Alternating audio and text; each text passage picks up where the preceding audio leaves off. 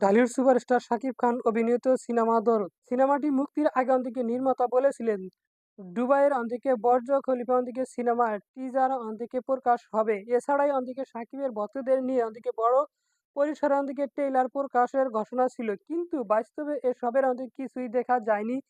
পৌরসরে অন্তিকে ঘাটিত এবং ভারতের অন্তিকে মুক্তি না পাওয়ার অন্তিকে কারণে 'দরদ' সিনেমাটি দর্শক অন্তিকে টানতে অন্তিকে ব্যর্থ হয়েছে।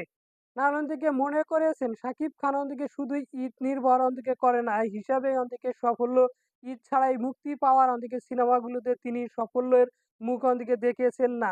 আরো এই 'দরদ' অন্তিকে সেই অন্তিকে ধারণাকে অন্তিকে আরো জোরালো অন্তিকে করেছে। বর্তমানে অন্তিকে শাকিব খান মুম্বাইয়ের নতুন সিনেমা অন্তিকে 'বরবাদ' এর শুটিং করেছেন। এটি অন্তিকে পরিচালনা অন্তিকে করেছেন নাট্য নির্মাতা অন্তিকে মেহেদী হাসান হৃদয়।